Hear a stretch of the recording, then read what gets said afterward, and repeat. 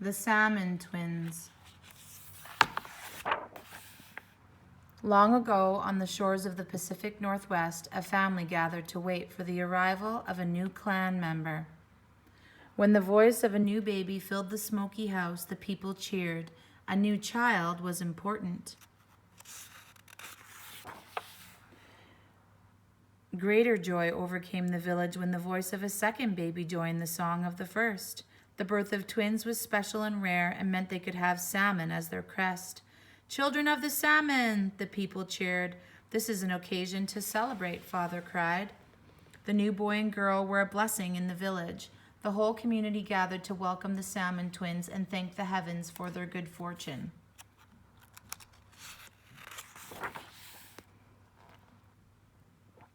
The twins grew strong. Soon they pulled the white dog's tail and tipped over the water baskets. When they found Woodworm in the bottom of a box, both children wanted to hold it. They were surprised when Woodworm said, "Beware of your greedy ways."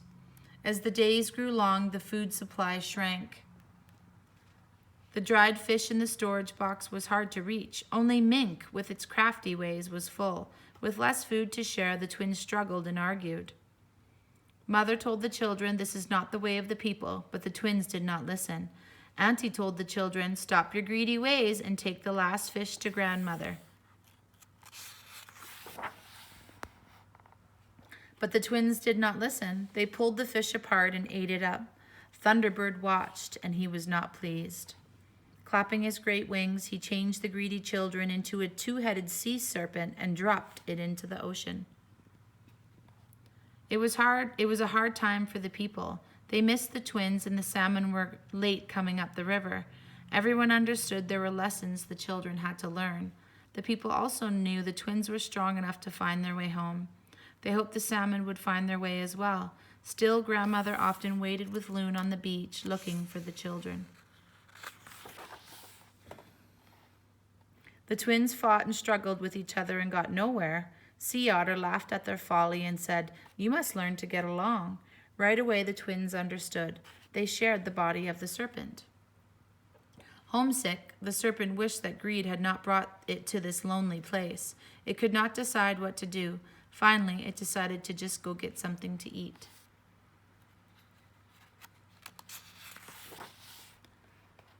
But there was no salmon to be found, for deep in the ocean, Killer Whale guarded the gates to the village of the salmon.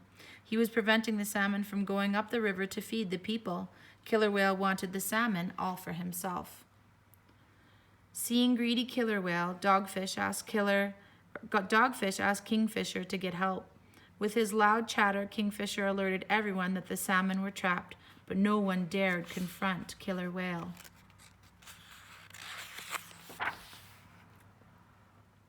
Night was falling when the two-headed sea serpent heard Kingfisher's story and understood why the people were hungry. Serpent set off for the village of the salmon, but traveling in the dark was difficult.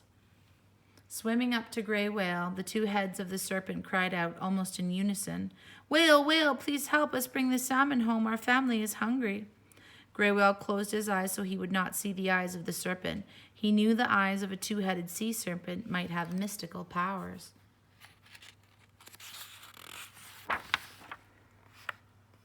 Gray Whale was not the best friend of Killer Whale and was glad to give Serpent a ride to the village of the salmon. Thinking about the people going hungry made Serpent mad. The faster Whale traveled, the angrier Serpent became, thinking about Killer Whale's greed. When they arrived at the village of the salmon, Serpent's eyes were flashing in anger. Killer Whale looked up. The moment its eyes met the two-headed sea serpent, Killer Whale turned into stone and fell to the bottom of the sea. Wasting no time, the two-headed sea serpent and Gray Whale drove the salmon up from the deep and to the river. Whale, of course, had to stop at the mouth of the river. The two-headed sea serpent quickly made a plan. Working together, its two heads decided to spread their body from shore to shore to keep the salmon up the river where the people could get them. It would take days for the people to gather enough fish for the winter. Day and night, Serpent held tight to the shores of the river. This was hard to do. Halibut did not make it any easier by tickling Serpent's belly. The two-headed sea serpent became exhausted and closed its eyes for a while. It almost did not see Sea Wolf trying to break through the barricade. With just one look, Serpent turned the sea wolf to stone. After a few days, Thunderbird flew over to make sure the people had caught enough salmon. When Thunderbird saw that the people had their full harvest, he clapped his giant wings. Instantly, the two-headed sea serpent turned back into hungry twins. Fog rolled onto the shore. Gathering the salmon to take home, the twins heard the call of the loon. "Watch out for the greedy one," called the loon.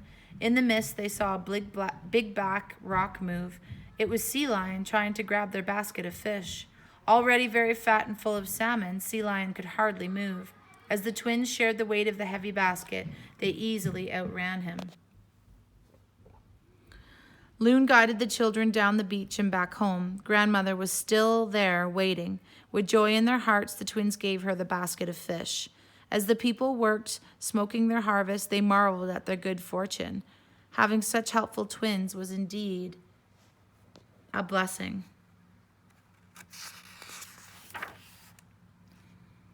The end.